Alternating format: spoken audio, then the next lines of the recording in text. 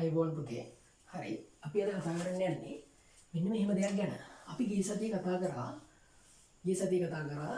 සජීවී පදාර්ථය අඩංගු කරලා තියෙන කාබනික සංයෝග හතරක් තියෙනවා. ඒ හතරෙන් අපි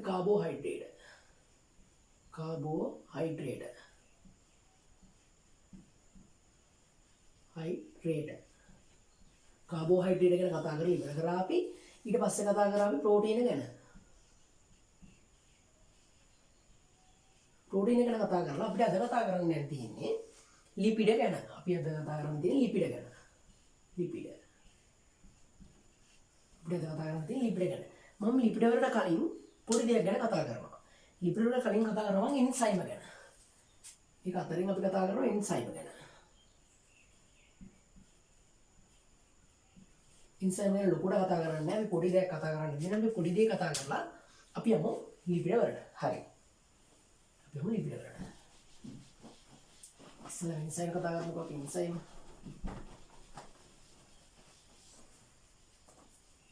අපි කතා කරමු එන්සයිම ගැන. මොනවද මේ එන්සයිම කියන්නේ?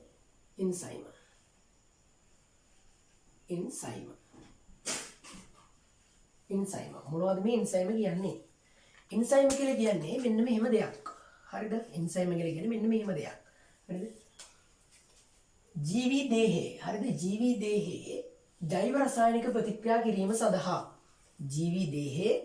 ජෛව රසායනික ප්‍රතික්‍රියා කිරීම සඳහා ඒ ප්‍රතික්‍රියා කරන එක ශීඝ්‍රතාවය වැඩි කිරීම සඳහා ජීවි දේහයේ ජෛව රසායනික ප්‍රතික්‍රියාවල සිදු වෙනවනේ ජීවි දේහයේ ජෛව රසායනික ප්‍රතික්‍රියාවල ශීඝ්‍රතාවය වැඩි කිරීම සඳහා ජීවි දේහයේම නිර්මාණය කරන ප්‍රෝටීන වර්ගයකට තමයි කියන්නේ එන්සයිම කියලා. එන්සයිම කියලා කියන්නේ මොනවටද? මම ආයෙ කියන්නම්. ජීවි දේහයේ තියෙන ජෛව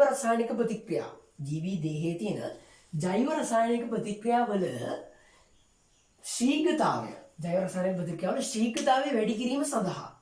ශීඝ්‍රතාවය කියලා කියන්නේ සිදුවන ඉක්මන ජෛව රසායනික ප්‍රතික්‍රියාව සිදුවන වේගය කිව්වොත් හරි. ජෛව රසායනික ප්‍රතික්‍රියාව සිදුවන වේගය වැඩි කිරීම සඳහා මේ වේගය වැඩි කිරීම සඳහා ජීවි දේහයේම කියන්නේ ඇඟ ඇතුළෙන්ම හදන ප්‍රෝටීන වර්ගයකට තමයි කියන්නේ එන්සයිම කියලා. එන්සයිම කියලා කියන්නේ අන්න එහෙම දෙයකට. එන්සයිම කියලා කියන්නේ ලියාගන්න බැන්න මම ලියන්නේ නැහැ බෝඩ් එකේ. ඔයාලා ලියාගන්න. ජීවි දේහයේ ජෛව රසායනික ප්‍රතික්‍රියාවල ශීඝ්‍රතාවය වැඩි කිරීම සඳහා ජීවි දේහයේ ඇඟ ඇතුළෙන්ම හදන ප්‍රෝටීන වර්ගයකට තමයි කියන්නේ එන්සයිම කියලා. ප්‍රෝටීන් එන්සයිම කියලා අපි හඳුන්වනවා. මෙයාගේ කාර්යභාරය මොකද්ද එතකොට? මෙයාගේ කාර්යභාරය තමයි ජෛව රසායනික ප්‍රතික්‍රියාවල ශීඝ්‍රතාවය වැඩි කරන එක. ඒ කියන්නේ හිමින් සිදුවන ප්‍රතික්‍රියාව වේගය වැඩි කරනවා. හරි? හිමින් සිදුවන ප්‍රතික්‍රියාවක වේගය වැඩි කරන ප්‍රෝටීන් වර්ගයකට තමයි අපි කියන්නේ මොනවා කියලාද? එන්සයිම කියලා. එන්සයිම කියලා කියන්නේ අන්න එහෙම දෙයකට. හරි. උදාහරණයක් විදිහට මෙන්න මෙහෙම ගන්නවා. ඔයාලගේ පුතේ හරිද? සුක්‍රෝස් මම මේ විදිහට කරනවා වැඩි. මම ලැබ් එකේදී සුක්‍රෝස්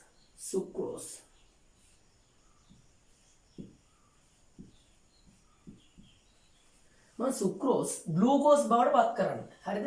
මෙයා මොකක් කරන්නද? ග්ලූකෝස් බවට පත් කරන්න.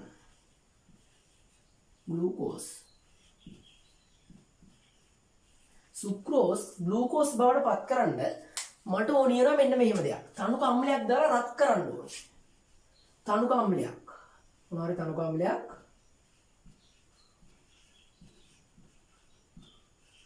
තනුක අම්ලයක් කියලා කියන්නේ තනුක කරපු දෙයක්.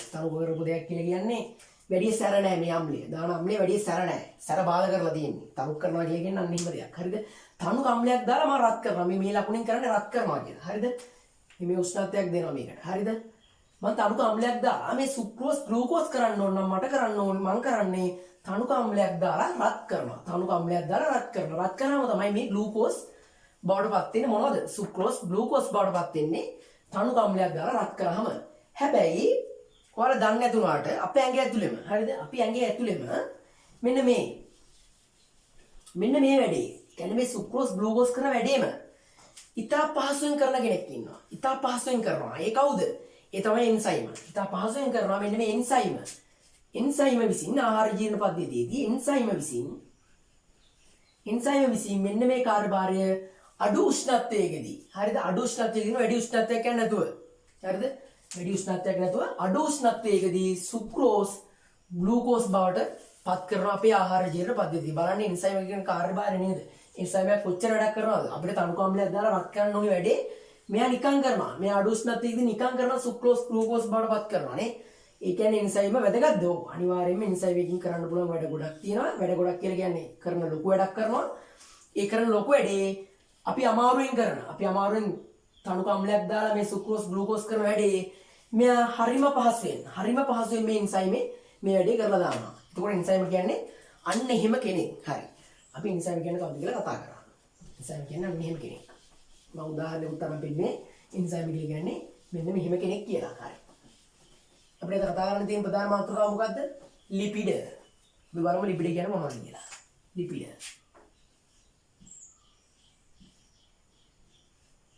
ලිපිඩ. ලිපිඩ. ලිපිඩ කියන්නේ පුතේ තෙල්. ලිපිඩ කියලා කියන්නේ තෙල්. සරලවම කිව්වොත් තෙල්. මේදය. මේදය තෙල් කිව්වත් හරි. ලිපිඩ කියලා කියන්නේ අන්න එහෙම කෙනෙක්. හරිද? අන්න එහෙම කෙනෙක් තමයි ලිපිඩ කියලා කියන්නේ. අපි බලමු ලිපිඩත් මෙන්න මෙහෙම කෙනෙක්. හරිද? ලිපිඩත් මෙන්න මෙහෙම කෙනෙක්. කාබෝහයිඩ්‍රේට් වල අඩංගු වෙලා තිබ්බ මේවා ටික මොනවද? කාබෝහයිඩ්‍රේට් වල අඩංගු වෙලා තිබ්බ දේවල් මොනවද? කාබෝහයිඩ්‍රේට් වල අඩංගු වෙලා තිබුණා කාබන්, හයිඩ්‍රජන්, ඔක්සිජන්. ඒ වගේම මෙන්න මේ ලිපිඩ වල වලත් අඩංගු වෙලා තියෙනවා කාබන්, හයිඩ්‍රජන්, ඔක්සිජන් කියන මෙන්න මේ තුන් දෙනා. මොනවද අඩංගු වෙලා තින්නේ? කාබන්, හයිඩ්‍රජන්, ඔක්සිජන් කියන මෙන්න මේ තුන් දෙනාම මේ ලිපිඩ වලත් අඩංගු වෙලා තියෙනවා. හරි. ඒ වගේම කාබෝහයිඩ්‍රේට් වල ලිපිඩ් වල වෙනසක් තියෙන්න බෑ. මේකේ තියෙන ඔක්සිජන් ප්‍රමාණය අඩුයි පුතේ අරකට වඩා. කාබෝහයිඩ්‍රේට් වල තිබ්බ ඔක්සිජන් ප්‍රමාණයට වඩා මේ ලිපිඩ් වල තියෙන ඔක්සිජන් ප්‍රමාණය අඩුයි. ලිපිඩ් වල තියෙන ඔක්සිජන් ප්‍රමාණය අඩුයි. නමුත් මෙන්න මේ තුන් දෙනා මේ ලිපිඩ් වලත් ඉන්නවා. ලිපිඩ් වලත් ඉන්නවා මෙන්න මේ තුන් දෙනාම ඉන්නවා මෙන්න මේ ලිපිඩ වල. හරි. ලිපිඩ තියෙන මොනවද තියෙන්නේ? පොල් වල ලිපිඩ අඩංගුයි නේ. පොල් වල ලිපිඩ අඩංගුයි. ඉතින් ඊට පස්සේ ඔය තෙල් වර්ග තියෙන්නේ. දාන්නේ තෙල්. අන්නේ තෙල් වර්ග වල ලිපිඩ අඩංගුයි. හරි. ඊට පස්සේ මං හදනවා ලිපිඩ දැන්. ලිපිඩ හැදෙන්නේ මෙන්න මෙහෙම. මේද අම්ල.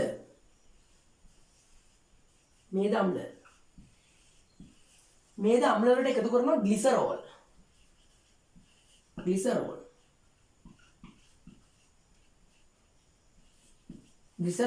මේද අම්ල ග්ලිසරෝල් එකතු වුණාම හැදෙනවා ලිපිඩ සහ මොනවද ජලය?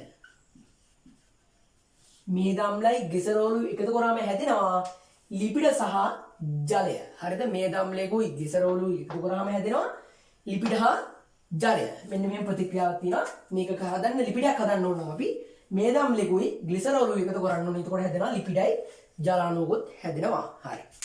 ඊට පස්සේ මේ ලිපිඩ ගැන අපි කතා කරන්නේ. ලිපිඩ කාමර උෂ්ණත්වයේදී ලිපිඩ. හරිද?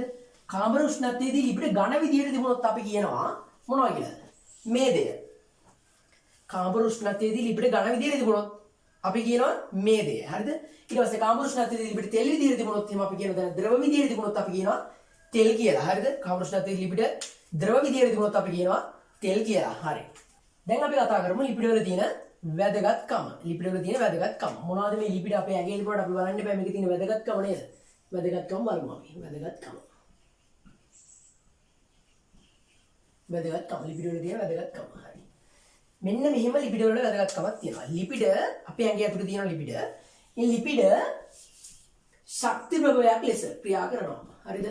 ශක්ති ප්‍රභවයක් ලෙස. ශක්ති ප්‍රභවයක් කියලා කියන්නේ මොකද්ද? ශක්ති ප්‍රභවයක්.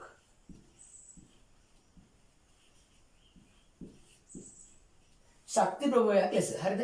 ශක්ති ප්‍රභවයක් ලෙස ක්‍රියා කරනවා. ලිපිඩ ශක්ති ප්‍රභවයක් ලෙස ක්‍රියා කරනවා. කියන්නේ ශක්තිය හදන කෙනෙක්. ශක්තිය හදන කෙනෙක් විදිහට මේ ලිපිඩ ක්‍රියා කරනවා. දෙක බලමු අපි මොකක්ද කියලා. විවිධ ව්‍යුහාත්මක සංඝටක සෑදීම සඳහා ලිපිඩ වැදගත් වෙනවා. විවිධ ව්‍යුහාත්මක සංඝටක සෑදීම සඳහා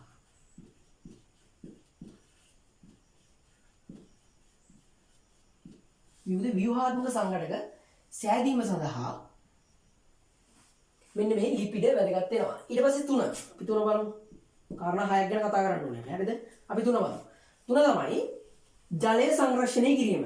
මෙහා පුතේ කරනවා ජලය සංරක්ෂණය.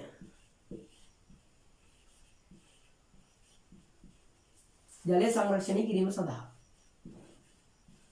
මෙයා ජලයක් සංරක්ෂණය කරනවා. ජලය සංරක්ෂණය කිරීමක් කරනවා. හරිද?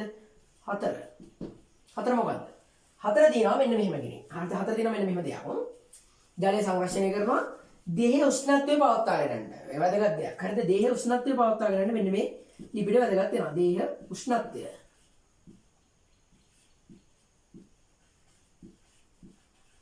පවත්වාගෙන යාමට.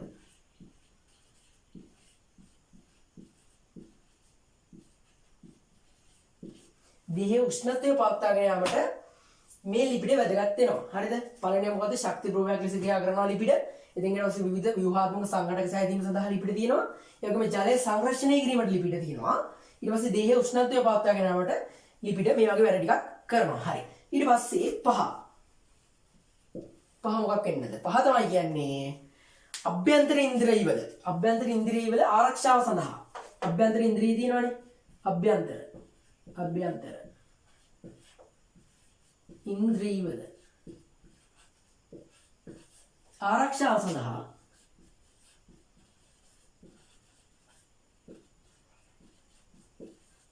අභ්‍යන්තර ඉන්ද්‍රියවල ආරක්ෂාව සඳහා මෙන්න මේ ලිපිඩ වැදගත් වෙනවා. ඊට පස්සේ අවසාන එක තමයි ඇතම් හෝමෝන.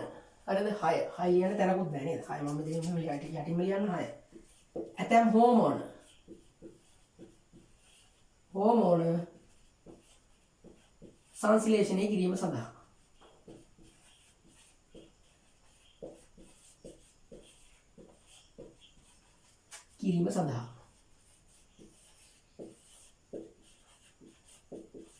ඇතම් හෝමෝන සංශ්ලේෂණය කිරීම සඳහා ලිපිඩ තියෙනවා. පළවෙනි මොකද්ද? ශක්ති ප්‍රභවයක් ලෙස ලිපිඩ තියෙන්නේ ශක්ති ප්‍රභවයක් ලෙස ක්‍රියා කරනවා. ඊට පස්සේ විවිධ ව්‍යුහාත්මක සංඝටක සෑදීම සඳහා. හරිද?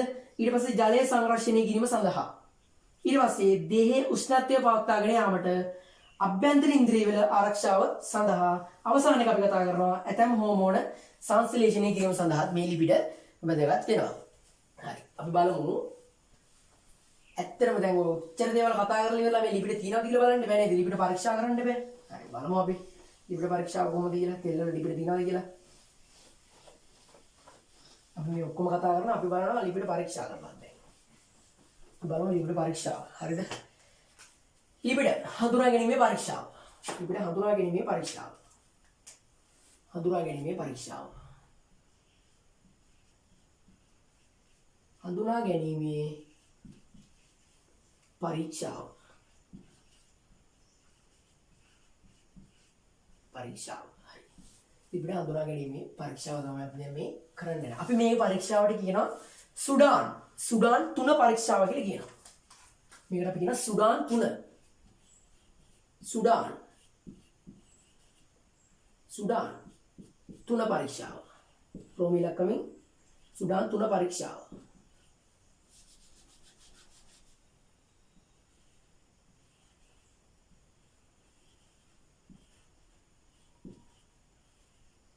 පරීක්ෂාව. සුඩාන් 3 පරීක්ෂාව කියලා අපි මේකට කියනවා. හරි.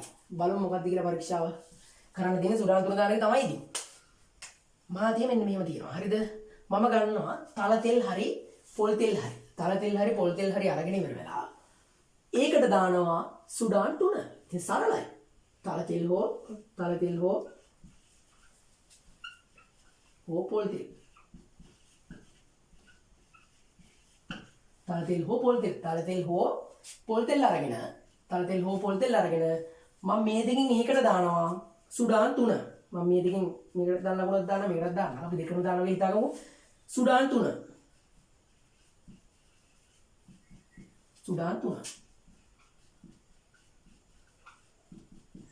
3 දාලා නිකන් හරියන්නේ නැහැ. සුඩාන් 3 දාලා විතරක් හරියන්නේ නැහැ. මේක හොඳට හොල්ලන්න ඕනේ. හරිද?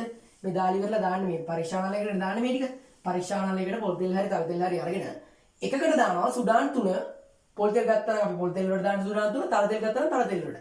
සුඩාන් 3 දැම්මට පස්සේ මේ තෙල් ස්තරය මෙන්න මේ දාපු තෙල් ස්තරය මොන පාට වෙනවද? රතු පාට වෙනවා.